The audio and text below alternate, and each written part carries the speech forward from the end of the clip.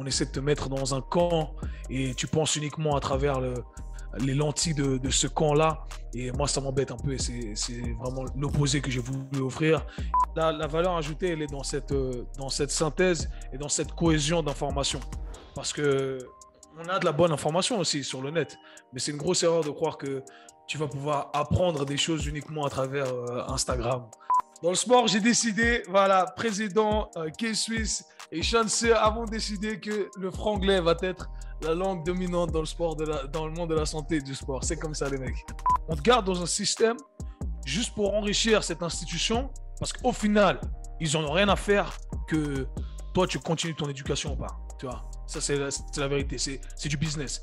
Il y a deux types de personnes. Il y a ceux qui doivent voir pour croire et ceux qui doivent croire pour voir. Et ceux qui doivent voir pour croire sont toujours en retard.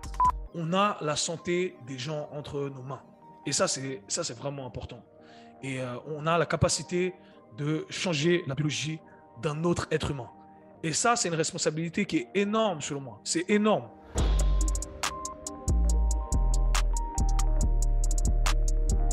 Bienvenue dans ce nouvel épisode. Avant de commencer, je voudrais dire un grand merci à Moxie Monitor, notre sponsor pour le podcast. Grâce à Moxie et leur soutien, tu pourras dès maintenant regarder les nouveaux épisodes du podcast enregistrés en anglais avec les sous-titres en français sur YouTube. Pour ceux qui ne connaissent pas encore le Moxie, c'est un appareil qui utilise la technologie de la spectroscopie au proche infrarouge, ou NIRS en anglais, pour mesurer la saturation musculaire en oxygène et le volume sanguin en temps réel. C'est un capteur non invasif qui se place sur la peau et qui peut être porté pendant tout type d'entraînement ou activité sportive. Les grimpeurs le portent sur leurs avant-bras, les joueurs de hockey sur la glace, les nageurs peuvent le porter dans l'eau. Je l'ai utilisé pour tester des joueurs de rugby, des athlètes de crossfit, des athlètes de sport d'endurance et bien plus. Le Moxie permet d'individualiser les périodes de travail et de repos, d'optimiser la charge de travail, les répétitions et les séries, d'identifier les seuils d'entraînement en temps réel et même de corriger les mouvements en fonction de ce que les données indiquent. Tu peux également utiliser le Moxie pour déterminer le facteur énergétique limitant d'un athlète ainsi que ses zones d'entraînement individuelles. Ce processus te permet ensuite de cibler le facteur limitant de l'athlète avec précision afin d'améliorer sa programmation, ses entraînements ainsi que ses performances. Tu peux afficher et collecter les données sur une montre Garmin et peux également coupler le Moxie avec d'autres outils de testing physiologique tels que les systèmes VO2 Master, Pnoe et Cosmed VO2. Le Moxie est un outil que j'utilise chaque semaine avec beaucoup de succès depuis plus d'un an et je le recommande vivement à tout coach, chercheur ou préparateur physique qui souhaite mieux comprendre et utiliser des données physiologiques dans le cadre de la santé, du fitness ou de la performance. Utilise le bon de réduction UPSIDE, UPSIDE, pour un rabais de 5% sur moxiemonitor.com/shop. Et maintenant, le podcast. Ok Kev, on est live sur le podcast, épisode 200. Comment tu vas mon pote? Ça va être mon ami. Ça va bien, ça va bien. Petite dédicace à toi parce que pour ceux qui ne connaissent pas l'histoire, tu étais mon premier invité sur le podcast. Donc, épisode numéro 1. Et je me suis dit que pour marquer un petit peu le coup avec l'arrivée du 200e épisode, pourquoi pas en refaire un avec toi. On en a fait déjà plusieurs dans le passé, mais je me suis dit que c'était la bonne opportunité de le faire. Donc, merci d'avoir accepté mon invitation initiale. Je crois que c'était à peu près autour de cette date, il y a 2 ans en arrière. Si je me rappelle, c'était fin décembre.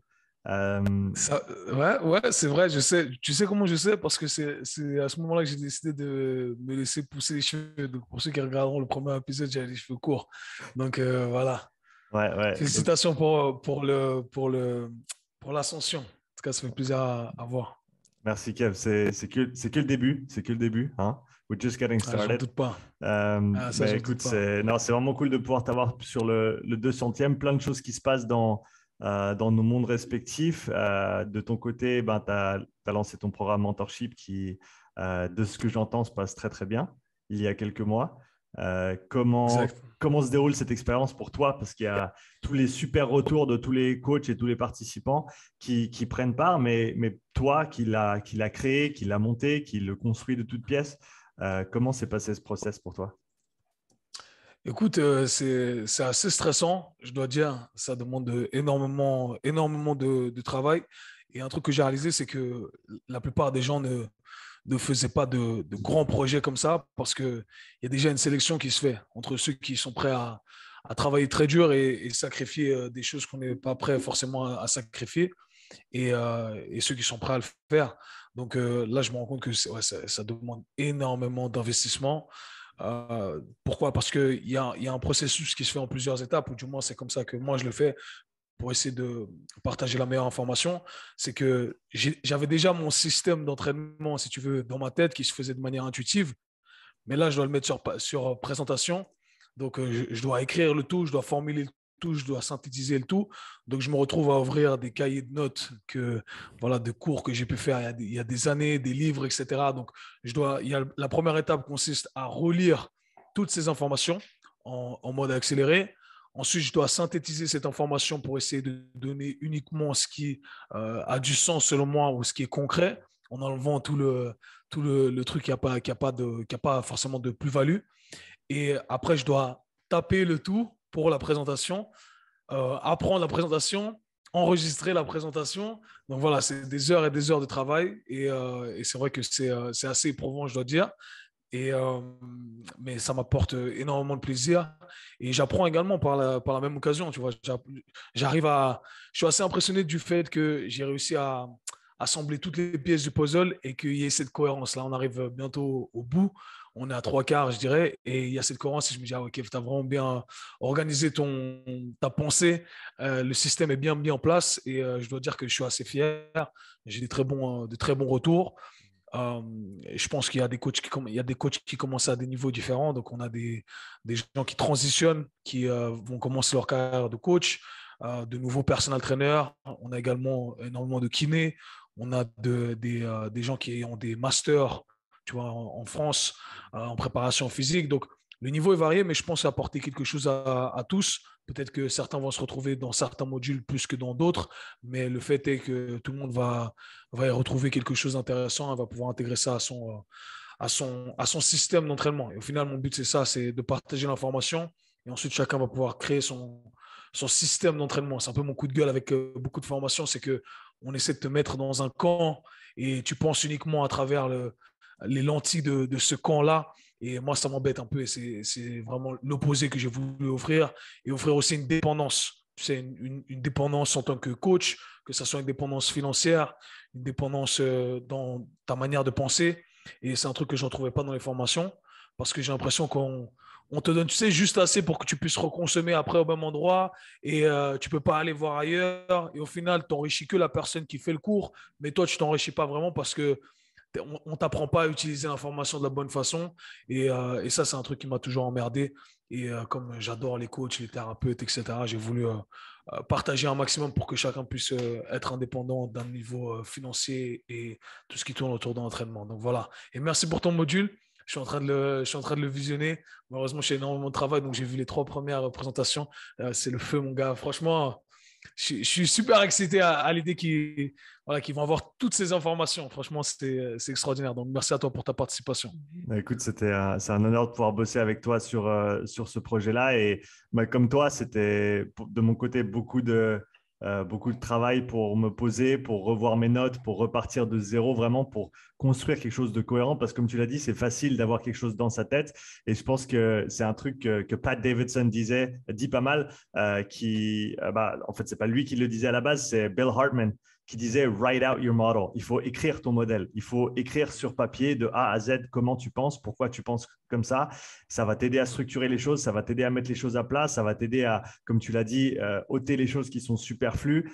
Donc pour toi, dans ce process de ce travail vraiment de synthèse en fait de tout ce que tu as fait jusqu'à maintenant, quelles ont été tes plus grandes réalisations en construisant les différents modules du mentorat? Est-ce qu'il y a des choses qui sont ressorties, des aha moments qui peut-être ont réorienté certaines choses que tu faisais déjà maintenant ou qui t'ont fait changer peut-être de perspective ou de façon d'approcher que ce soit une certaine pratique ou d'autres choses dans ce que tu fais tous les jours en tant que coach? Non, en fait, j'ai pas eu de révélation en soi par rapport au fait que je devais changer quelque chose, que voilà, je viens d'apprendre quelque chose, je dois changer quelque chose dans ma pratique. Au contraire, je pense que ça a confirmé beaucoup de ce que je faisais, la façon dont je le faisais, mais maintenant je peux l'organiser encore d'une meilleure façon. Je pensais déjà avoir la capacité d'organiser mes pensées d'une bonne façon, Mais là, je pense que j'ai ramené le truc à un autre niveau. Et, euh, et voilà, du coup, ça me permet d'améliorer ma programmation, l'approche avec mes clients, avec mes entraînements également, des explications peut-être. Peut-être que j'arrive à aller un peu plus profondément euh, dans certaines explications. Tu vois, dans certains modules, j'ai essayé d'aborder ou d'expliquer ce que je disais à travers différentes perspectives, que ce soit la perspective de la biologie, la perspective de la physique, tu vois, la perspective basée uniquement sur de l'empirique. Et en alliant le tout, je me suis dit, ah, en fait, OK, là, j'ai beaucoup d'informations, des informations que je n'avais pas forcément en tête au départ, et ça, c'est très intéressant. D'ailleurs, en étudiant ton module, eh bien, euh, c'est beaucoup plus technique que ce que moi, je connaissais. Donc, disons que ce que toi, tu présentes, je connaissais 50% en surface au niveau de certaines adaptations, etc. Et ce qui est extraordinaire, c'est que même en fouillant un peu plus dans ce que toi, tu as proposé, eh bien, ça résonne parfaitement avec ce que j'ai proposé au préalable. Tu vois, que ce soit sur les modules axés sur la biochimie, les modules axés sur le stress, etc. Et au final, ça tombe main dans la main et on a rien orchestré au final ensemble. C'est que je pense on a l'information qui est selon moi est la bonne et à travers cette synthèse d'informations qu'on a pu récolter, que ça soit toi de ton côté et moi de mon côté, eh bien on se retrouve et je trouve que ça, j'ai trouvé que ça c'est vraiment intéressant quand je visionnais justement ton module. Donc ça c'est cool parce que ça m'aurait mis dans la merde. On va pas se mentir, si Kevin avait dit un truc et Sean avait dit un autre truc, on n'aurait pas été dans la merde, les gars. Mais voilà, donc voilà, ça fait juste petite parenthèse. Ouais, mais je pense, tu vois, même, j'irais même jusqu'à dire que c'est presque encore plus enrichissant quand tu as deux personnes qui travaillent ensemble, mais qui voient les choses de manière légèrement différente, des fois complètement différente, même si c'est rare, plus tu avances, plus tu vois que ben, tout se rejoint, tout se recoupe, peut-être avec des terminologies différentes, des vocabulaires différents. Euh, je trouve assez intéressant justement quand tu as des perspectives qui sont différentes et le travail, comme tu l'as dit, c'est vraiment le mot qui ressort pour moi dans tout ça, c'est synthèse. C'est le fait de mettre ensemble. Et comme tu l'as dit, il y a énormément d'informations en ligne qu'on peut trouver. On a une infinité d'informations qu'on peut consommer. Mais après, comment est-ce que tu fais la part des choses? Comment est-ce que tu agrèges? Comment est-ce que tu mets ensemble tout ce que tu trouves pour former ta propre vision des choses plutôt que de dire, voilà, moi je suis acronyme de 3 lettres, moi je suis acronyme de 4 lettres. Et simplement, comme tu l'as dit, rester enfermé dans un team, mais en fait, tu te réduis tellement, en fait. Dès le moment où tu commences à te donner un nom avec des lettres, tu réduis complètement peut-être même pour toi-même, en fait, inconsciemment, tu mets ces lettres devant ton nom, tu te dis, moi, je travaille avec cette méthode. Et du coup, ça va potentiellement te fermer à toutes les autres approches qui peuvent être utilisées, qui peuvent être utiles selon le contexte dans lequel tu évolues. Ouais, je suis totalement d'accord avec toi et j'ai utilisé certains de ces acronymes pour représenter certaines personnes que je respecte, hein, que je respecte énormément. Et je le dis, hein, tout ce que je partage, de toute façon, ça vient de quelqu'un. Hein. On a tous appris quelque chose, les choses qu'on a appris, on les a appris de quelqu'un. Donc après, c'est encore une fois, moi, j'adore, tu connais ma mentalité de Bruce Lee, on prend ce qu'il y a à prendre et on laisse ce qu'il y a à laisser. Et c'est un peu ce que moi, j'ai décidé de faire. Après, c'est propre à chacun de faire la même chose, d'utiliser le même processus avec les informations que moi, je vais présenter ou que toi, tu vas présenter. Et comme tu l'as dit, je pense que vraiment, la valeur ajoutée, elle est dans cette synthèse et dans cette cohésion d'informations. Parce que on a de la bonne information aussi sur le net, mais c'est une grosse erreur de croire que tu vas pouvoir apprendre des choses uniquement à travers Instagram. Malheureusement, c'est une grosse erreur. Tu peux apprendre des trucs, certes, mais tu n'auras que 10% ou tu n'auras pas la capacité à mettre toutes les pièces du puzzle ensemble. Et ça, je pense que c'est vraiment la valeur ajoutée d'un programme comme je le fais et comme d'autres le font. Donc voilà. Et toi, quelle expérience, je me permets de rebondir, quelle expérience en as tiré toi en faisant ce module? Parce que tu as déjà fait des présentations qui sont plus ou moins similaires, mais là, c'était un peu plus condensé, beaucoup plus d'informations. Qu'est-ce que toi t'en retiens? C'était, pour moi, c'était très dur de choisir quoi dire et quoi pas dire. C'était très dur j'aurais certainement pu faire 2 ou 3 fois plus long sur les présentations et sur le contenu. Après, c'est clair qu'au bout d'un moment, faut choisir qu'est-ce qui est important, qu'est-ce qu'il faut vraiment savoir et qu'est-ce qui peut-être n'est pas si important que ça ou qui peut être remis à plus tard ou que les gens peuvent découvrir de leur propre de leur propre gré par la suite. Donc, pour moi, c'était une des difficultés, c'était déjà le plus dur pour moi, c'est toujours d'établir le cadre. D'établir le cadre, donc de faire on va dire, de grouper l'information sur je crois que c'était 5-6 présentations que j'ai fait, 5 sans compter l'intro, et ensuite d'organiser le contenu dans les différentes présentations. Donc, quel contenu j'aborde et pourquoi et dans quel ordre, quels sont les chapitres, quels sont les sous-chapitres. Et une fois que le cadre il était fait, en fait, je crois que ça m'a pris à peu près une journée pour faire le cadre complet, pour organiser en gros mes pensées par rapport à tout ce que je voulais dire et comment ça allait tenir ensemble. Après, c'était juste question de fill in the gaps. Donc, il fallait juste remplir les cases. Et ça, moi, j'adore ce travail-là, d'essayer de trouver des représentations qui sont parlantes, d'essayer de partager du contenu visuel qui va vraiment ajouter… Les memes. Les, les memes, j'étais obligé. Je peux pas faire une présentation sans memes. C'est difficile pour moi. Clair. Et je pense que c'est toujours essayer de garder un petit peu d'humour malgré le sérieux du sujet, parce que c'est pas nécessairement un sujet qui est facile. Aussi essayer de le garder le plus abordable possible et pas le rendre trop compliqué. Ça, c'était un challenge pour moi parce que j'adore les détails, j'adore aller dans le pourquoi, j'adore tout ce qui est des mécanismes derrière, tout ce qui se passe, mais c'est pas toujours nécessairement la chose la plus importante. Et donc, d'essayer de rester sur un fil rouge qui soit cohérent, c'était un gros challenge, mais c'était vraiment un gros travail, mais extrêmement, extrêmement positif pour moi. Tu m'as demandé qu'est-ce que j'en ai retiré. Je pense simplement avoir une meilleure vue d'ensemble de tout ce que je pense connaître et de tout ce que j'utilise au quotidien. Donc, simplement avoir vraiment une meilleure compréhension globale de la chose, du fait que je l'ai réorganisé, on va dire, de A à Z dans ma tête et sur papier. Ça m'a vraiment beaucoup aidé. Ouais.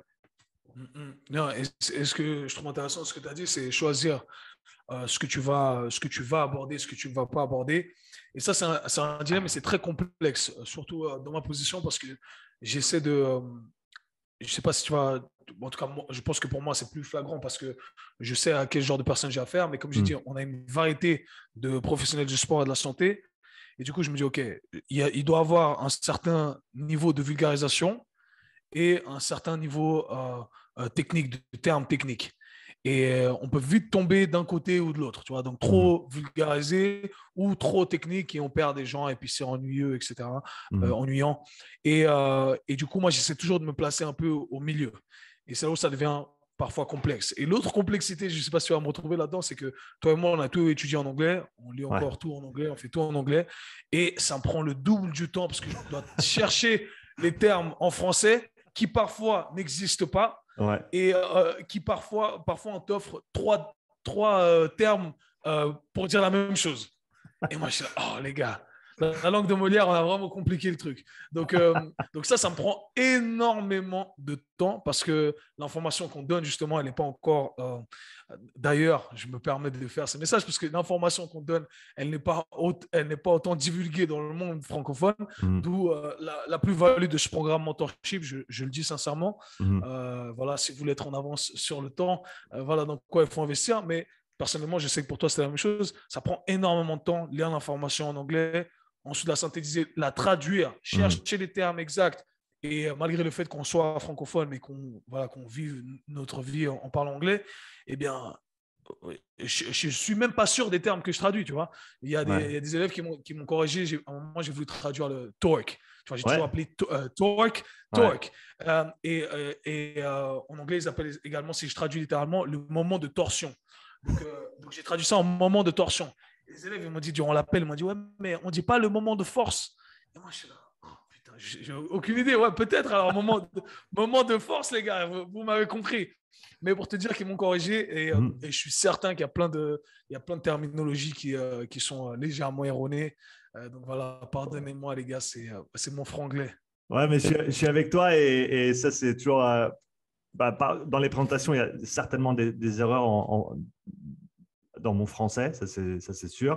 Je l'ai dit au départ, hein, je pense que toi et moi et les autres peuvent essayer de faire au mieux avec ce qu'ils ont, comme tu as dit, en termes d'outils, en termes de traduction. Moi, je sais que je galère toujours avec les termes en français. J'ai souvent mes abonnés sur YouTube qui me mettent des petites corrections dans les commentaires quand je fais mes pensées du jour et que je parle d'un truc que je viens de découvrir ou d'un truc qui, comme tu l'as dit, des mots des fois qui n'existent pas en français. Tu essayes de taper la traduction et il y en a pas en fait, ou il n'y en a pas encore, ou personne s'est accordé à dire oui, c'est comme ça qu'on dit. Et peut-être dans certains milieux très spécifiques, il y a des gens qui ont le vocabulaire ou qui se sont mis d'accord sur des termes, ou alors qui utilisent simplement les termes en anglais, mais d'essayer de les traduire, c'est vraiment pas facile, quoi. Non, non, c'est pas facile. Il y a deux milieux qui sont comme ça. C'est le milieu de la santé, du sport et le milieu de la finance. C'est dominance en anglais et c'est juste comme ça. Dans le milieu de la finance, ils parlent que anglais ou franglais. Donc, dans le sport, j'ai décidé, voilà, président K-Swiss et Chanceux avons décidé que le franglais va être la langue dominante dans le sport, dans le monde de la santé et du sport. C'est comme ça, les mecs.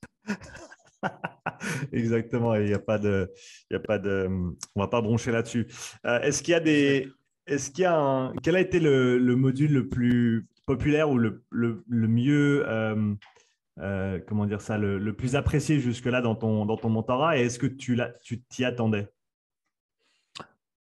Alors moi, je pense que les modules les plus appréciés vont arriver maintenant, parce que là, on est à la première vague, donc il y a le module 10, le module 11 qui est le tien, le module 12, 13, 14. En fait, les modules fun vont arriver maintenant. Donc, je pense que c'est là où les gens vont vraiment apprécier. Jusqu'à maintenant, il y a eu beaucoup de théories, si tu veux. Tous les modules qui ont été présentés jusqu'à maintenant ont été présentés de façon à ce que ce qui va être présenté maintenant a du sens. On comprend le pourquoi. J'aurais pu simplement faire un programme avec ces 5-6 modules, mais tu n'aurais pas compris le pourquoi on fait ce qu'on fait. Tu n'aurais pas compris vraiment fondamentalement ce qui se passe. Et c'est pourquoi on a dû passer par plusieurs modules afin d'arriver à ces modules-là. Donc, je pense que les modules les plus intéressants vont arriver maintenant. Donc, le module autour de la réhab, de la rééducation, ton module autour du conditionnement, le module sur la nutrition. Ensuite, on a un module sur la programmation. Donc, qui englobe le tout, c'est vraiment la finalité. Et ensuite, on a des modules axés vraiment sur l'aspect business, marketing, etc., investissement, etc. Donc, ça, c'est avec des guests externes. Et donc, ça, je pense que c'est là où, jusqu'à maintenant, j'ai eu des bons retours. Et dans ma tête, je suis là, oh, les gars, vous n'êtes pas prêts. Vous ne savez pas ce qui vous attend. Parce que the real money, c'est maintenant. C'est maintenant que vous allez dire, oh putain, j'ai payé ce truc peanuts. J'ai payé ce programme peanuts. Et croyez-moi, ça arrive.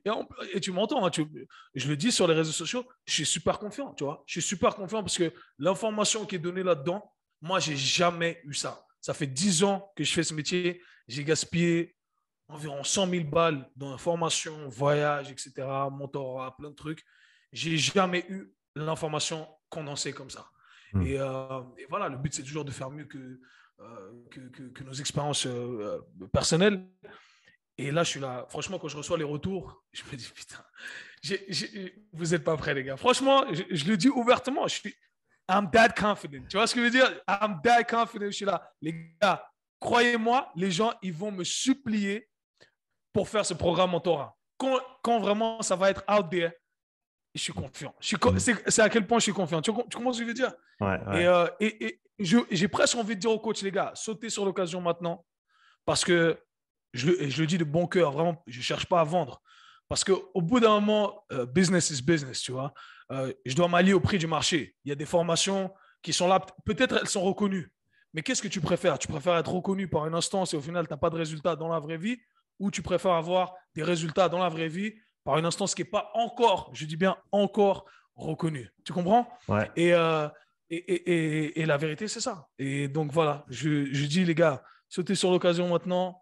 Saison 3, je ne sais pas quand ça va sortir, mais ne ratez pas ça. Ne ratez pas ça. Comment on dit ça en français, Sean? Help me out. You're doing yourself a disservice. Voilà, donc... tu te fais une défaveur. Je ne sais pas si ça se dit. Voilà, exact. Je ne pensais pas que ça se disait. Voilà, tu te fais une défaveur. Je ne sais même pas si ça se dit, mais on essaye.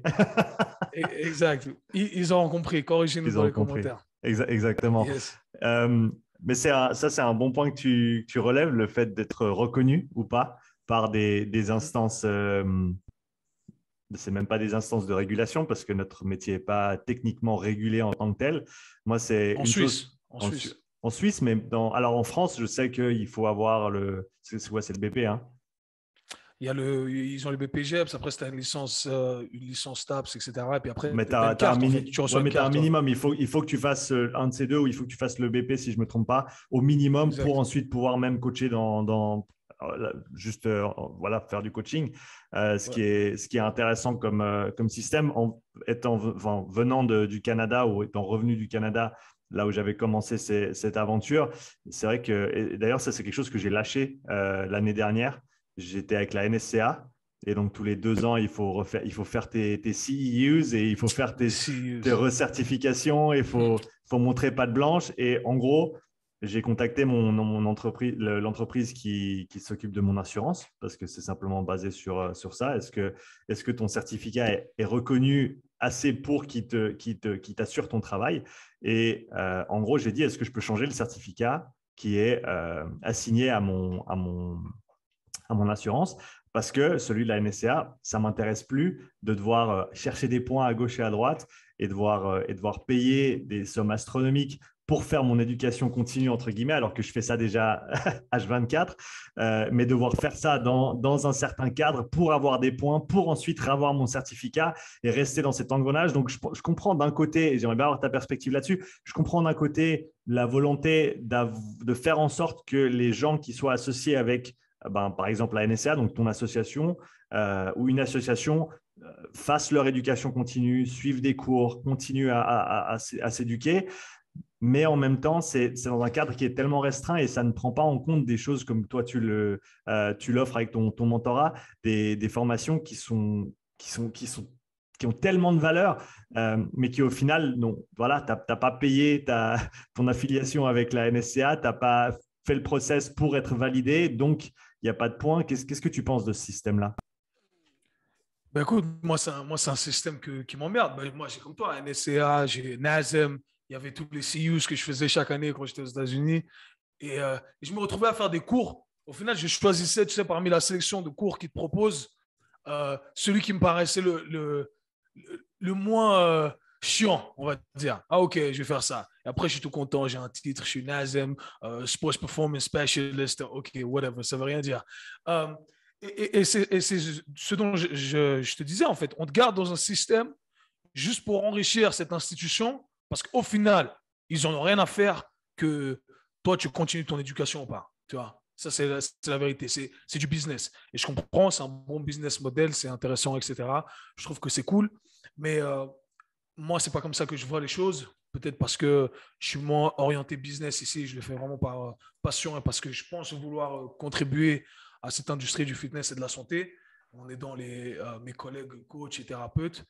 Euh, et, euh, et voilà, ouais, c'est un truc qui m'embête un peu. Après, maintenant, pour les CEUs, il y a d'autres, il y a des privés comme toi et moi qui font des demandes et éventuellement, avec le temps, ils arrivent à intégrer ces institutions et les Hmm. CEUs sont reconnus. Mais personnellement, c'est pas un truc qui m'intéresse. Je rebondis aussi là-dessus parce que pour faire ces examens, pour avoir ces diplômes, tu dois faire des examens, etc. Tu as des tests et ensuite valider ou pas. Et dans mon programme mentorat, les gens m'ont demandé est-ce qu'il y a un test aussi à la fin? Et moi, je suis là, non, parce que je n'ai rien à faire en fait du test que tu passes ou que tu passes ton test. On s'en fout au final, tu vois, que tu aies appris le truc par cœur. C'est pour toi que tu fais ça. C'est pour toi, comme ça, tu vas pouvoir aider d'autres gens éventuellement. Mais c'est pas un bout de papier qui va dire oh, bravo, tu es un bon coach, tu n'es pas un bon coach. Ça te donne des informations, tu vas pratiquer et en pratiquant ces informations, eh bien, tu vas améliorer certaines choses, tu vas devenir meilleur, etc. etc. Donc, c'est ça la vraie valeur de l'apprentissage, tu vois. Hmm. Donc, je comprends le business model derrière. Je comprends le fait que ça donne une certaine légitimité aussi. Le fait de dire, ah, voilà, OK, nous, on, on accorde de l'importance au fait que nos coachs, nos thérapeutes, etc., continuent leur éducation. Mais de l'autre côté, je trouve que ça met les gens dans cette petite prison. Les gens motivés comme toi ou comme moi qui font le travail en externe, pour aller chercher l'information. Et au final, cette information n'est pas reconnue. Et ça prend des années avant que ça soit reconnu. Tu vois, moi, par exemple, moi étant un des premiers élèves de Spina, tu vois, maintenant, ça commence à être reconnu. Je ne suis même pas sûr que les NASEM, tout ça, ils reconnaissent et donnent des CEUs. Maintenant, en France, ça explose. On en avait parlé il y a quelques années. Tu vois, moi, je suis un des premiers. Tout le monde s'en foutait. Okay, aujourd'hui, chez les gens dans le monde francophone, du moins, on vient me voir et on me dit, Kev, comment ça fonctionne ce truc? Parce que j'étais le numéro 1, mais je n'ai pas attendu qu'on me donne des crédits pour dire, ah, ok, cette formation, elle a de la valeur. Donc voilà, c'est à vous d'aller chercher autour de vous les coachs, les professionnels du sport qui ont de la valeur à transmettre et apprendre de ces gens-là. Et je dis toujours, il y a deux types de personnes. Il y a ceux qui doivent voir pour croire et ceux qui doivent croire pour voir. Et ceux qui doivent voir pour croire sont toujours en retard. Toujours en retard. Parce que quand vous le voyez, quand c'est là, c'est que tout le monde le voit. C'est que le prix a déjà monté. Tu vois, c'est déjà trop tard pour rentrer dans le truc. Tu es, déjà à la masse. Donc, soit de ceux qui doivent croire pour voir. Je crois en ce truc-là et je sais que dans 4-5 ans, eh bien, ça va être présent. Et franchement, je dis, moi, quand Sean m'a écrit, j'ai cru pour voir. Le premier podcast, il m'a dit, Kev, on va faire un podcast. J'ai kiffé l'idée, j'ai créé une communauté pour les coachs, etc. J'ai cru, j'ai dit, let's go, I jump in, je vais être là, je vais soutenir, etc. Et vas-y, we started from the bottom, now we're here. Tu vois, donc, non, mais tu comprends ce que je veux dire ou pas? Et je pense qu'il y a beaucoup trop de gens qui s'attardent sur ces crédits parce que c'est le parcours conventionnel et académique. Ah, si ce n'est pas reconnu, est-ce qu'il y a une certification? S'il n'y a pas de certification, je ne vais pas le faire parce que ça ne dit rien. Je le dis aujourd'hui, j'ai travaillé avec des athlètes du plus haut niveau que je pensais même ne jamais pouvoir côtoyer. J'ai travaillé avec des instances du plus haut niveau. Je travaille avec des gens, laisse tomber. Les gens me disent, pourquoi tu ne travailles plus avec des athlètes de NBA? Je travaille avec les gens qui own the fucking club de NBA et de foot. Alors, tu ne travailles même plus avec les athlètes, c'est avec qui je travaille. Et jamais personne m'a demandé une certification. Non. Si je venais à dire l'acronyme de la certification A, B, C, E, F, G, tout le monde s'en fout. Alors, focus. Moi, c'est pour faire cool pour les autres coachs sur Instagram, vraiment, parce que comme tu as dit, j'ai en 7 ans de coaching, 8 ans de coaching maintenant, comme tu l'as dit, pas un seul client m'a demandé quelle est ta certification. Est-ce que tu peux me montrer ton diplôme? Quelle est l'association avec laquelle tu es affilié? C'est presque un jeu c'est vraiment un jeu de faire genre pour les autres coachs en fait. C'est ça. C'est ça. Et c'est dur, je pense, surtout pour ceux qui débutent, parce que je pense que plus tu as l'expérience, plus tu arrives à te détacher en fait de cette vision-là. Qu'est-ce que tu recommanderais à ceux qui sont arrivés dans ce système, qui ne connaissent pas autre chose et qui pensent que tu es obligé de… Voilà, il faut afficher tes acronymes pour faire genre, il faut suivre ce modèle classique parce qu'il y a c'est vraiment pas à double tranchant, mais tu as ces deux côtés de la pièce où tu te dis, ouais, c'est bien, il faut continuer à s'éduquer, il faut faire ses CIU. Moi, il y a une année en arrière, je me suis retrouvé parce qu'ils ont une liste, la NSCA, avec toutes les certifications qui sont… et j'ai commencé à faire le ratio CEUs, coût de la formation, pour trouver les CEUs les moins chers, parce qu'ils ne sont pas tous le même prix. Tu vois, des fois, tu as un CEU pour 100 balles, des fois, tu as un CEU pour 500 balles. Donc, je me suis retrouvé à faire des maths pour me dire comment est-ce que je peux avoir les CEU dont j'ai besoin au prix le plus bas, parce que, comme on l'a déjà dit, nous, on passe énormément de temps à s'éduquer, mais pas nécessairement dans les voies classiques. Donc, qu'est-ce que tu dirais aux coachs qui sont peut-être encore dans ce système et qui peut-être souhaitent en sortir, peut-être souhaitent ne pas faire que ça? Comment est-ce qu'on peut… c'est vraiment une dépendance en fait à ce niveau-là. Tu es dépendant de ce système pour continuer, pour avoir ton certificat, pour être légitime entre guillemets et pour pouvoir continuer à faire ton travail. Moi, je pense que ça vient des anciennes générations où à l'époque, on devait avoir un diplôme et quand tu avais un diplôme, tu avais un emploi garanti. Cette époque est révolue. Ça n'existe plus. Je suis persuadé même que dans 10 ans, les universités seront en format différent. Ce sera plus en ligne, il y aura plus d'options. Donc voilà, moi je pense que cette époque-là est révolue, principalement dans notre métier de coach. Parce qu'au final, quand tu vas être coach, c'est simple. Tu as deux options. Soit tu travailles pour une chaîne fitness, une grande chaîne fitness, et là, ils vont te demander ton diplôme de base de personal trainer, etc., ou de coach fitness, ou peu importe le terme utilisé. Ou alors, tu es indépendant, tu loues un espace ou tu as créé ton espace et tu entraînes tes clients. OK? Donc, dans une des voies, tu as besoin du diplôme minimum. OK? Dans l'autre voie, tu n'as besoin de rien du tout, si on veut. Parce qu'aucun client ne va jamais te demander quel diplôme tu as. Et dans les deux voies, peu importe quelle voie tu vas choisir, c'est ce que je dis, la qualité numéro un d'un coach, c'est d'être un hustler. Tu dois être un hustler, tu dois être un débrouillard. Je n'ai pas réussi à trouver la meilleure traduction en français, mais sur moi, c'est débrouillard. Tu C'est dois pas être un mal. débrouillard. Si tu n'es pas, voilà, pas un débrouillard, tu ne vas pas manger. Ton diplôme ne va rien te garantir. Le fitness va te donner un minimum nécessaire pour que tu puisses ranger les poids, passer un peu la serpillière, nettoyer le banc que le connard n'a pas nettoyé après sa série au développé couché. Et voilà, c'est tout ce que tu vas recevoir. Mais tu dois quand même, toi, aller chercher tes clients. Tu as des targets à atteindre à la fin du mois quand tu travailles pour une big box gym, okay, pour une grosse gym chaîne commerciale.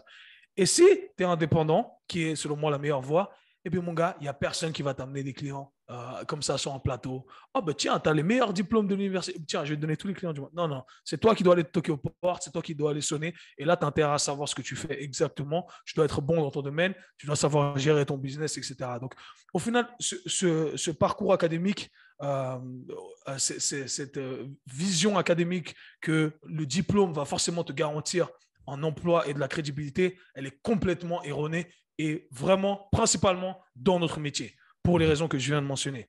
Donc, moi, je ne vois aucune valeur à faire ça. Encore une fois, je pense qu'il faut investir dans son éducation. Ça c'est vraiment une priorité, je le dis tout le temps, il faut investir dans son éducation, mais il faut être libre de le faire, choisir ce qui te semble être le plus intéressant, ce qui va t'apporter quelque chose dans ta pratique. Pas simplement en se basant sur, OK, est-ce que c'est un diplôme reconnu? Est-ce qu'il y a une certification? Il n'y a pas de certification. Moi, ça me fait rire tout ça, tu vois, parce qu'il y a plein de trucs que je partage qui aujourd'hui arrivent maintenant dans le monde francophone, tu vois, comme toi, ce que tu dis aujourd'hui. Il n'y a pas de certification sur le conditioning, tu vois, un truc bien précis. Ah oui, peut-être il y a ça de Joe Jamieson, que j'ai fait d'ailleurs il y a quelques années, mais qu'est-ce que ça veut dire? Même, j'ai fait cette certification. Est-ce que vous me voyez mettre tous les acronymes? J'ai 5000 certifications. À un moment, je sautais sur toutes les certifications parce que je croyais que je voulais tout apprendre, etc. Okay? Donc, ne faites pas ça, by the way. Mais voilà, je suis parti sur mon coup de gueule un peu à gauche, à droite. Mais le fait est que ce n'est pas important. Il faut s'attarder sur les choses qui sont vraiment importantes, qui sont, voilà, d'en apprendre plus, rajouter des armes à ton arsenal, peu importe si le parcours académique le valide ou pas. Et encore une fois, si vous attendez que le parcours académique le valide, c'est bien, mais vous serez en retard. Et vous aurez des années conséquentes de retard, principalement dans le monde francophone.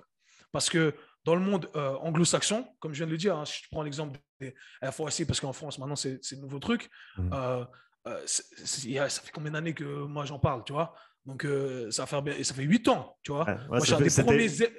C'était une des premières que j'ai faites au Canada il y a ça 6 ans en arrière maintenant, je crois. Ouais. Tu vois, donc tu vois, moi, je suis un des premiers élèves. Je n'ai pas attendu qu'on ait des crédits aux États-Unis. Les crédits commencent aux États-Unis maintenant. Donc, c'est-à-dire qu'en France, ça va venir dans 10 ans, les mecs. Dans 10 ans à compter ce jour-là, dans 8 ans à compter de ce jour-là. Tu vois, donc, encore une fois, il y a ceux qui doivent voir pour croire et ceux qui doivent croire pour voir. Donc, voilà. Moi, je pense que le meilleur truc qu'on puisse faire, et encore une fois, je pense que les gens ne sont pas assez reconnaissants du travail que tu fais. Donc, je tiens à te faire un shout-out ici en live parce que les informations que tu partages, personne ne l'a fait jusqu'à maintenant. En donnant accès à d'autres coachs, parce qu'il y a d'autres podcasts, des gars comme moi, etc. On fait des podcasts, bien entendu. Mais toi, tu ouvres la porte à plein d'experts, des experts de renommée d'ailleurs, pour ceux qui ne savent pas, des grosses têtes du milieu aux États-Unis, au Canada, etc. Et ça, c'est de l'information qu'ils n'auraient jamais pu avoir autrement. Donc voilà, shout out à toi. Et là, vous allez en apprendre énormément. Et la vraie valeur, elle est là. Elle est là. Allez sonner aux portes de ceux qui savent. Demandez-leur comment ça se passe, comment ils font. Apprenez de ces gens-là qui sont sur le terrain. Et là, vous allez apprendre énormément plus qu'une simple certification qui va vous donner des CEUs ou je ne sais quel est l'équivalent en France, en Suisse, en Belgique.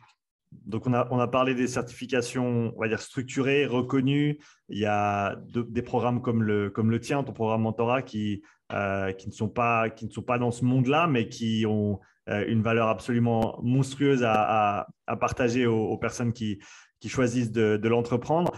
Quelles autres avenues d'apprentissage non conventionnelles tu recommanderais aux coachs qui nous écoutent pour continuer à s'éduquer, continuer à évoluer, mais peut-être pas nécessairement dans la manière la plus conventionnelle qui existe à l'heure actuelle?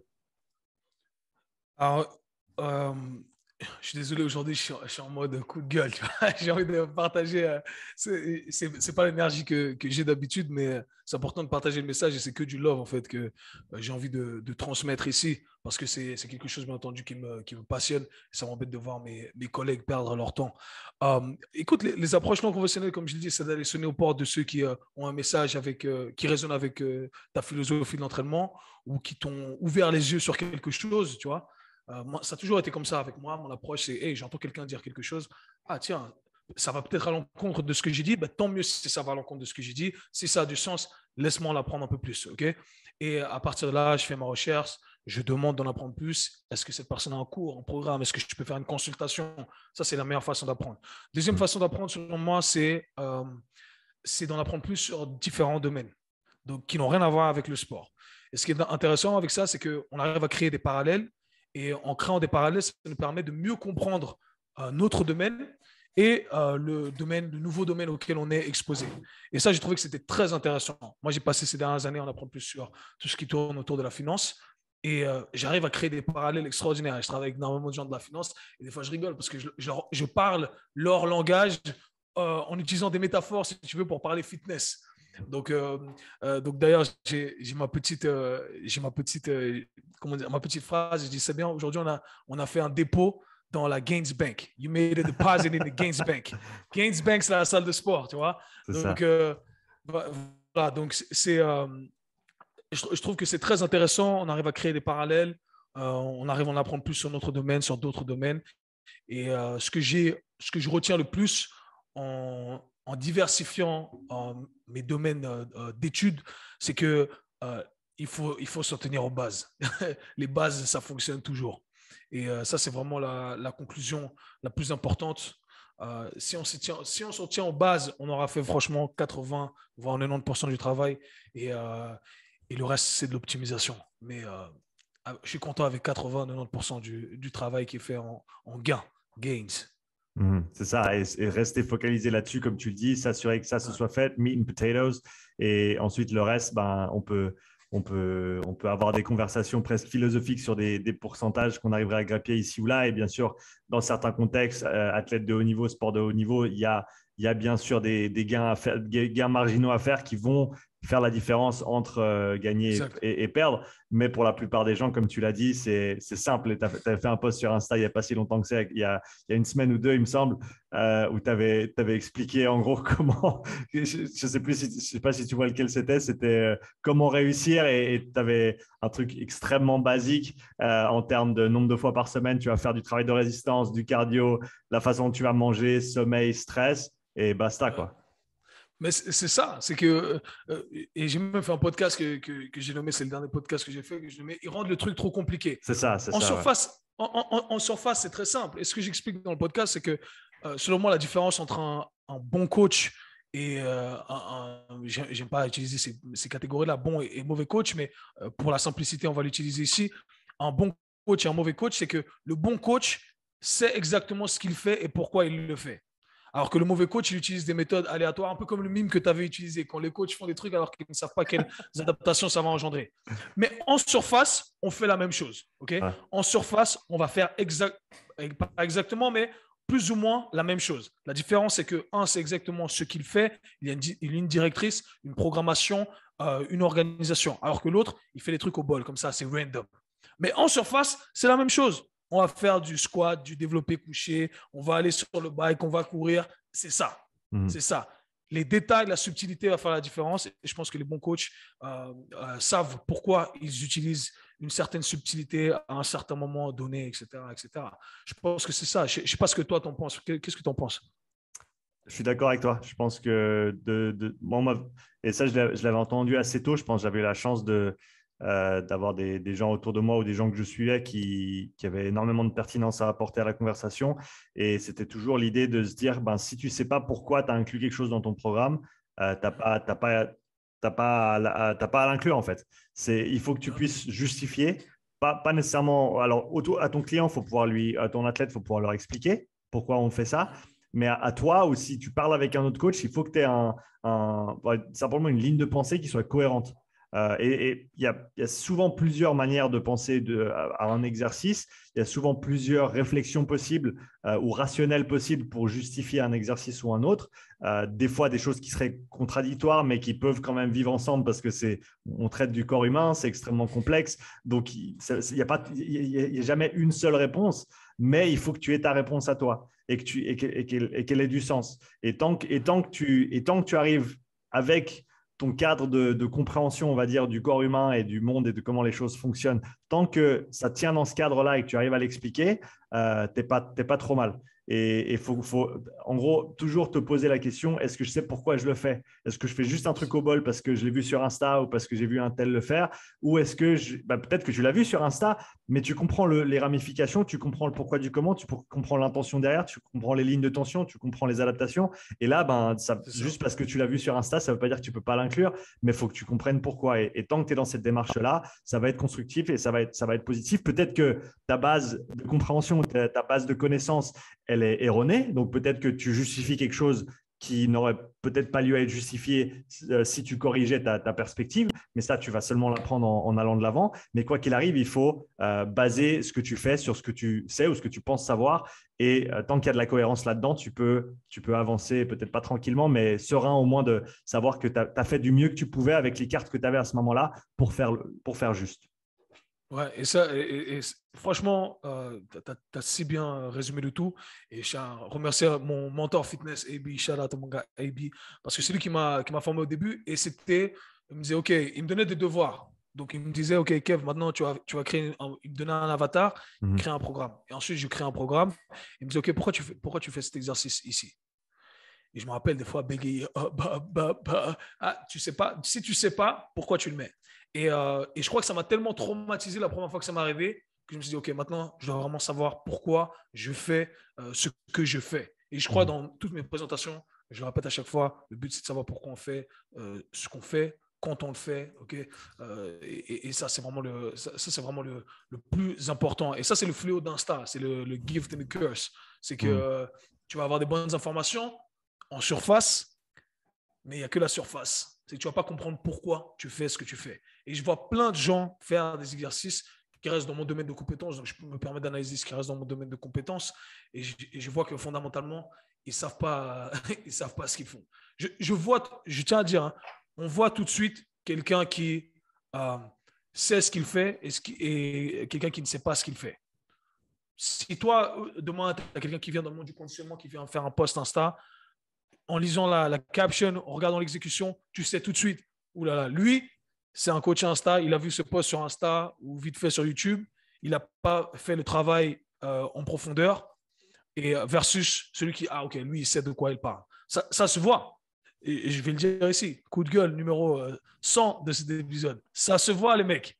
Ça se voit. Donc voilà, pour moi, c'est la médiocrité du coaching aujourd'hui.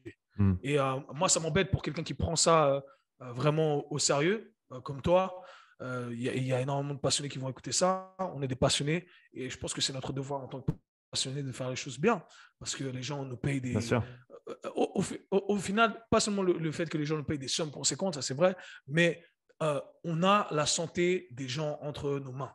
Et ça, c'est vraiment important.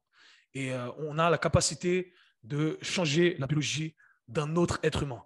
Et ça, c'est une responsabilité qui est énorme, selon moi. C'est énorme. Et c'est vraiment pas un truc que je prends à la légère. Et j'adore mon métier. C'est une passion.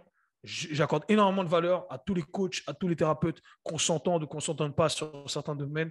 Moi, je vous aime tous parce que je trouve qu'on fait un truc en métier, des métiers qui sont extraordinaires parce qu'on change même la vie des gens. Même combat, c'est le même combat. On change la vie des gens, qu'on soit d'accord ou qu'on soit pas d'accord sur les modalités qu'on utilise. Mais il faut prendre le truc, il faut faire le truc sérieusement. Et ça, c'est un truc qui m'embête quand les gens ne font pas le travail sérieusement parce que voilà, j'accorde énormément d'importance. Et c'est vrai, tu vois, on parlait d'entraîner. On apprend plein de trucs sophistiqués. Pour revenir sur mon mentorat ou d'autres formations, c'est pas pour parler que de mon mentorat, mais des gens qui me demandent, ouais, on va faire des trucs sur entraîner les athlètes, etc., etc. Et moi, ça me fait rire. Parce que la vérité ici, c'est que la plupart des coachs ne vont jamais entraîner d'athlètes de haut niveau. Alors du coup, on passe notre temps à vouloir étudier les trucs sexy, les trucs fancy, etc. Les depth jump, les drop jump, les intensive plyos, explosivité, etc. Vous allez jamais faire ça avec vos clients parce que vous n'allez pas avoir soit un d'athlètes de haut niveau qui requiert ce genre de travail et de deux, ce qui se passe, c'est qu'après, ils se retrouvent à faire ce genre de travail-là dans un contexte qui n'a rien à voir avec des clients de la population générale qui ne nécessitent pas ce genre de modalité d'entraînement. Et ça, c'est embêtant. Et moi, aujourd'hui, pour avoir travaillé avec des athlètes de haut niveau, eh bien, la vérité, c'est que ça ne change pas énormément. On vend du rêve sur les réseaux sociaux, etc. Mais ça ne change pas énormément que la population générale. Donc oui, on va se permettre d'utiliser certaines modalités, etc., qui sont un peu plus cool, c'est un peu plus fun. Oui, c'est clair. Mais croyez-moi, ça ne change pas énormément. La plupart des athlètes, ils sont complètement cassés. Ils ont besoin de travailler sur certains trucs spécifiques, etc. Ou une base plutôt générale, les bases, principalement ici en Europe, ça se fait moins, enfin dans la francophonie. Si vous travaillez avec des athlètes, des joueurs de football américain, de NFL, là on parle, c'est a different talk, tu vois, c'est une conversation qui est différente. Mais pour la plupart d'entre nous, c'est pas ce qu'on va faire. C'est pas ce qu'on va faire. Même si tu travailles avec un joueur de foot, je travaille avec des joueurs de foot qui veulent travailler avec moi, même pendant la saison, ils ont une programmation. Ils sont employés du club. Ils doivent suivre la programmation de la prépa physique du club. Ils ne peuvent pas rajouter énormément de travail. Ils ne peuvent pas commencer à rajouter des depth jumps, des 1000 séances de sprint, des trucs comme ça. Ils font déjà tout ça. Le seul moment où éventuellement on peut faire un peu de travail comme ça, c'est pendant la off-season avec certains de ces athlètes. Pendant la off-season, il y en a, ils ont tellement des athlètes de NBA avec qui j'ai bossé, ils sont fatigués. Les gars, ils ont 5 matchs dans la journée. Ils n'ont pas envie de. Leur corps, il est bousillé. Bousillé. Tu ne vas pas faire des drop jump et des trucs comme ça. La vérité, c'est que c'est ça. Et les gens ne veulent pas l'entendre. Donc, on vend le truc sexy. Il y a plein de coachs, etc., qui vendent le truc sexy pour ensuite vendre leur programmation. C'est cool, oui.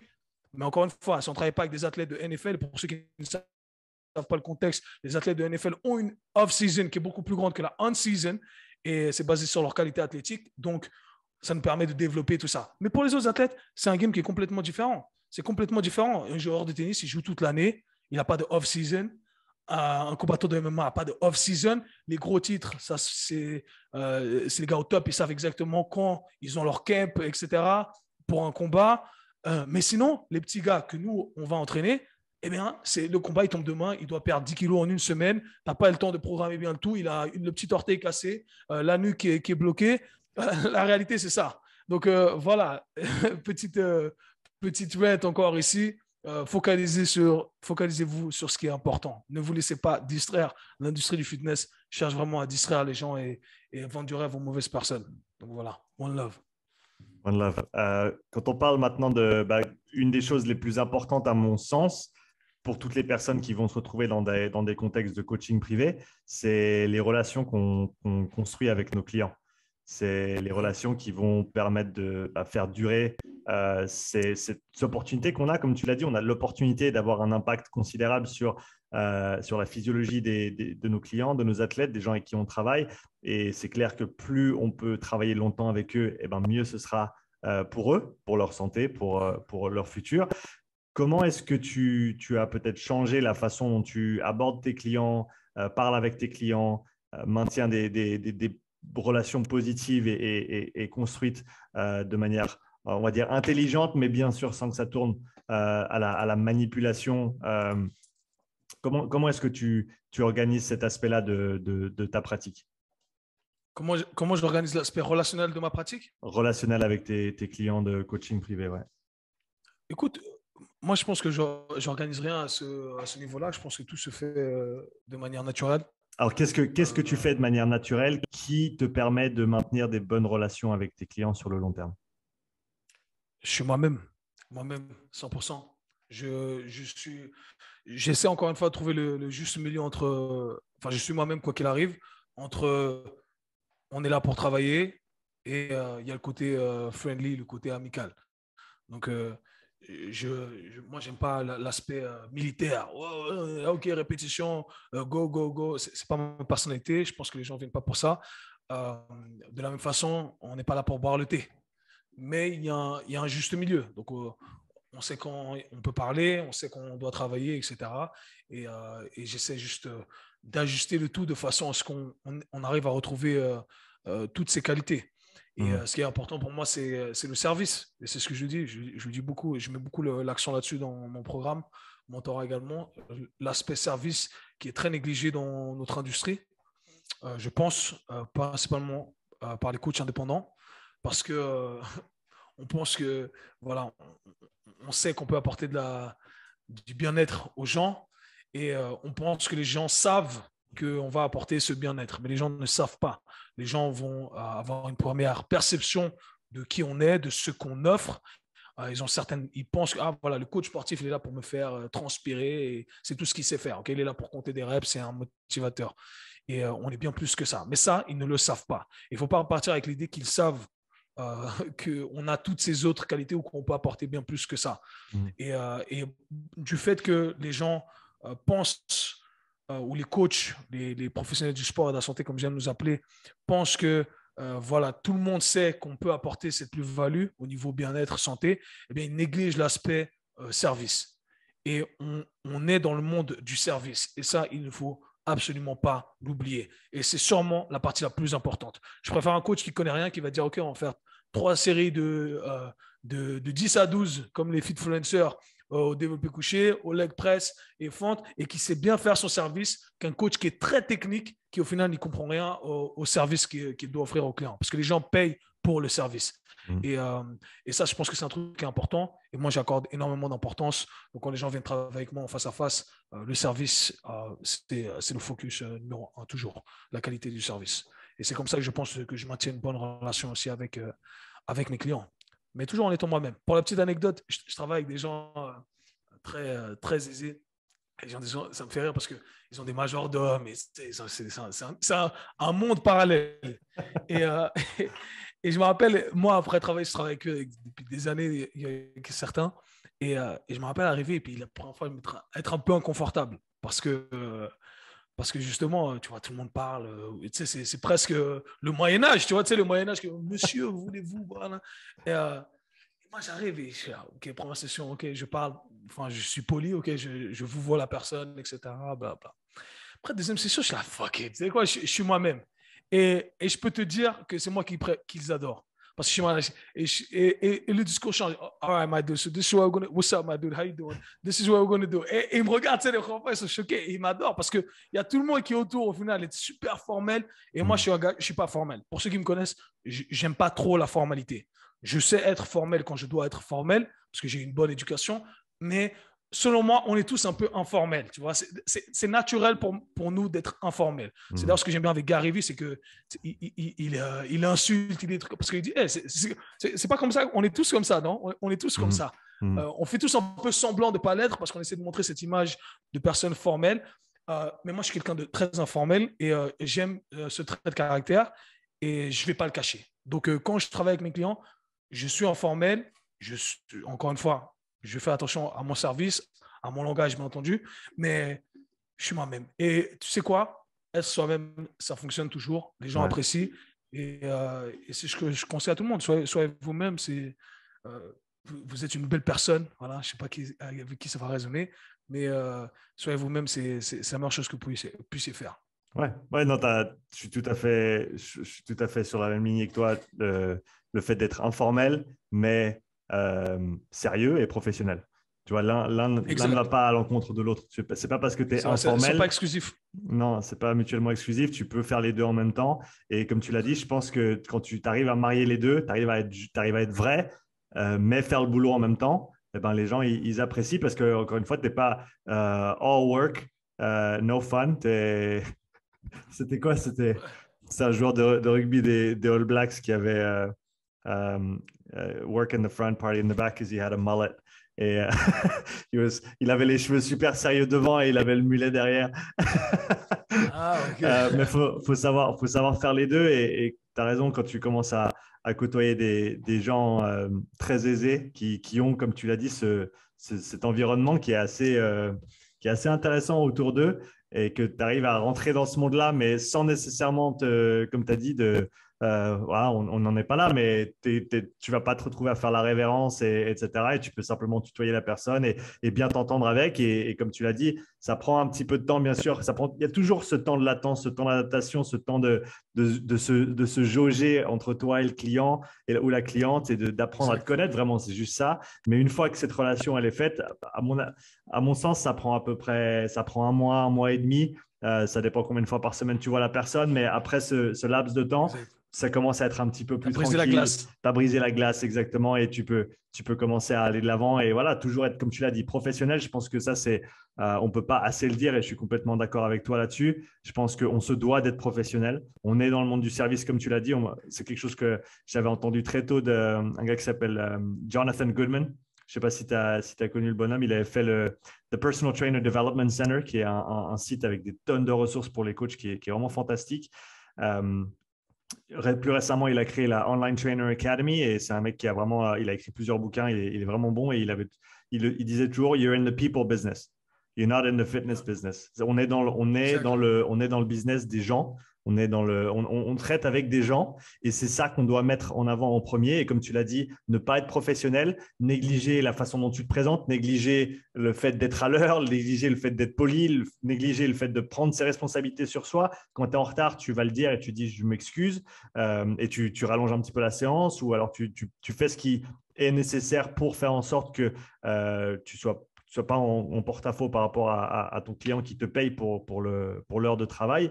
Mais le professionnalisme, je pense que c'est vraiment quelque chose qu'on peut continuer à mettre en avant, on peut continuer à preach parce qu'on pourra jamais en faire assez et en plus de ça, ça va aller avec ta réputation aussi. Plus tu es professionnel, eh ben, plus ça va être, je veux dire, c'est ton image au final. Et qu'est-ce que tu veux comme image de toi? Est-ce que tu veux une image de C'est ça. quelqu'un qui est sloppy, qui est en retard, qui est en plus de ça mal poli, ou tu veux quelqu'un voilà, qui simplement, on va dire, offre un service à la hauteur de ce que les gens peuvent attendre de toi? T'as tellement bien résumé le tout. Tu devrais clipper cette partie et la mettre sur tes chaînes. Mais dans mon programme mentorat, j'essaie toujours de ramener le truc à ramener un aspect pratique quand on a des modules axés plus sur la théorie. Et il y a une partie que j'ai appelée les règles du jeu. Mhm. Et en gros, les règles du jeu, c'est OK, comment le game du fitness fonctionne pour tout ce qui tourne autour des ventes, du service, etc. Et justement, j'ai fait une partie où justement je parle de la valeur du coach, donc cette perception que la personne a, et j'ai fait une hiérarchie des choses les plus importantes. Et j'ai mis justement au numéro 1 ce que toi tu as mentionné, l'image. Donc j'essaie de rebondir sur ce que tu as dit. L'image, c'est super important. Et on en avait déjà discuté. Toi, quand tu entraînes tes clients, tu as ton polo, tu as ta tenue à toi. C'est ce genre de petits trucs-là. Les gens pensent que ce sont des petits trucs, mais ça fait une énorme différence. Ça fait une énorme différence. Venir bien présenter, ça passe par la tenue, ça passe par si tu es coiffé, pas coiffé, rasé, pas rasé, si tu sens bon, tu sens pas bon. Enfin, c'est bête comme ça quand on le dit parce qu'on se dit non, mais moi je peux apporter plus que ça. Mais non, c'est le monde du service et le monde du service, c'est ça. Il faut en être conscient. Et ça m'embête qu'on n'en parle pas dans ces certifications de coaching, dans tous ces programmes-là, parce qu'au final, ça fait vraiment la différence. Vraiment, vraiment la différence. Donc, beau message ici que tu as partagé. Ouais. Dernier petit sujet pour aujourd'hui. Kev, t'es papa. Com- Yes. Comment ça se passe? Écoute, ça se passe bien. J'ai pas beaucoup dormi. Ça fait un mois et demi. Donc, il y a mon fils Damien Kwame qui est né le 13 novembre. Et franchement, c'est que du bonheur. J'attendais ça depuis un moment. Je suis comme un fou. Je suis comme un fou. Pour l'instant, tu sais comment ça se passe. Au début, on n'est pas très important. C'est la maman. C'est la maman la plus importante. Donc, la maman qui fait la plus grosse partie du travail. On ne dort pas beaucoup la nuit. C'est vrai ce qu'on dit. C'est très dur la nuit. En plus, j'ai doublé mes heures de travail. En ce moment-là, je sais pas, je suis un peu psycho. Je me dis à chaque fois, je mets tous les moments durs, tu sais, en un bloc. Et Condense. après, le reste, voilà, je condense le tout. Après, c'est fini. Donc, c'est vrai que je suis pas loin du burn-out si c'est un concept que j'arrive à visualiser. Mais c'est dur. Mais après, quand je le vois, c'est que du bonheur. Et franchement, je me réjouis de la suite et de partager avec lui. Et ça apporte énormément d'amour. Et c'est fou de voir que tu peux aimer un petit être comme ça autant, alors que tu le connais à peine. Et ouais, c'est extraordinaire, en tout cas. C'est que du bonheur. Qu'est-ce qui. Bah, tu es encore tôt dans le process d'être papa, mais entre monter ton entreprise et devenir papa, qu'est-ce qui est le plus dur? Ah, qu'est-ce qui est le plus dur? Écoute, ouais, c'est vrai, je sais pas, je suis encore tôt dans le processus voilà, de devenir un papa. Qu'est-ce qui est le plus dur? Moi, je pense que c'est dur à dire. Comme ça, je dirais, je pense que monter une entreprise, c'est plus dur qu'être papa. Je pense. Je pense que. Après, ça dépend des valeurs fondamentales que tu as, que tes principes. Euh, mais pour moi, je pense que monter une entreprise, c'est plus dur. Et surtout que je pense que je mettrai toujours la priorité sur être papa plutôt que de monter une entreprise. Hmm. Donc, ça viendra en second plan. Pour l'instant, je me permets de mettre ça en premier plan. Mais, euh, mais dans quelques mois, dès que je pourrai échanger plus avec lui, c'est clair que le reste, ça va être en second plan. J'ai jamais envie en tout cas, j'ai pas envie de mettre, on verra ce que le futur offre, mais mettre mes enfants, euh, mon enfant pour l'instant, mais ma famille en second plan, tu vois. Hmm. Je pense que ces moments, ça ne se rattrape pas, mais je le vois, il change tous les jours. Tous les jours, il change. Je sors à 5 heures du matin, je reviens à 5 heures à 18 heures le soir, parfois à 21 heures en fonction du jour. Et il a changé, c'est une différente personne, tu vois. Donc, tu dis, tu rates certains moments hein, si tu n'es pas présent. Et franchement, je ne pense pas que je pourrais me pardonner d'avoir raté une grande partie de sa vie. Donc, on verra ce que le futur nous offre. Mais en tout cas, j'essaierai d'être le plus présent possible, ça c'est sûr. Ouais. Ouais, non, en tout cas, félicitations à toi, félicitations à maman. Merci. C'est vraiment c'est toujours une étape qui est magnifique à mon avis. Et Mhm. j'ai toujours je ressens toujours beaucoup de bonheur quand des amis ou des proches ont des enfants parce que je sais ce que moi, ça m'a apporté. Et j'espère que ça en apporte tout autant bah, à toi et à ta petite famille. Donc, encore une fois, Merci. félicitations avec ça. Est-ce qu'il y a à Merci. part, on va dire, consolider tout ce que tu as vraiment mis en place cette année, que ce soit devenir papa, que ce soit le programme mentorat que tu as déjà rempli pour la deuxième vague, est-ce que tu as des grands projets en 2022? Parce que j'ai des projets. Ouais. J'ai plein de projets dans les tuyaux. Euh, mais est-ce que j'ai envie de les partager? Ouais, je peux partager un peu. Je vais travailler sur différents programmes, des programmes un peu accès à tous. Ça, Mhm. c'est vraiment un programme qui me tenait à cœur pour les professionnels du sport et de la santé. J'ai envie de pousser ça. J'ai envie que ça grandisse, bien entendu. J'ai envie de créer une communauté. Mhm. J'ai envie de pouvoir euh, faire des référencements aussi, quand des clients viennent travailler avec moi ou qui veulent travailler avec moi, pouvoir envoyer cette personne à un coach qui s'est formé euh, dans ce programme mentorat. Donc, Mhm. j'ai envie vraiment d'appuyer la communauté au maximum. C'est vraiment mon but. Et aujourd'hui, je pense être dans la position de pouvoir le faire. Et après, je travaille sur voilà, des programmes accès à tous qui sont voilà, ouverts à tous. Un programme en particulier en collaboration avec un collègue, un ami sportif. Donc ça promet. Et quoi d'autre? Je travaille sur une application aussi. Donc voilà, Mhm. ce sont les choses sur lesquelles je bosse. Je bosse un peu sur tout en même temps, mais, euh, mais je fais de mon mieux. Donc voilà, petit à petit, je ne suis pas pressé. J'ai appris à me calmer un peu et être un peu plus patient. Mhm. Donc je fais un petit peu une brique à la fois quand je peux. Et c'est comme ça que j'avance. Super. Kev, merci encore d'être venu sur le podcast à nouveau pour ce 200e épisode. C'est vraiment un plaisir, un honneur de t'avoir. Et puis, je te dis à tout bientôt. Merci à toi, à tout bientôt et force pour tous tes futurs projets. Merci Kev. Ciao. Peace. Merci d'avoir écouté cet épisode. Si tu souhaites soutenir le podcast, prends quelques instants pour laisser un témoignage écrit et 5 étoiles sur l'application Apple Podcast. Si tu veux revoir cet épisode, tu retrouveras l'enregistrement vidéo complet sur ma chaîne YouTube. Tu y trouveras également des centaines d'heures de contenu gratuit, tous mes podcasts, mes pensées du jour, mes présentations structurées et bien plus. Donc n'attends pas, abonne-toi et je te dis à tout bientôt pour le prochain épisode. Allez, ciao!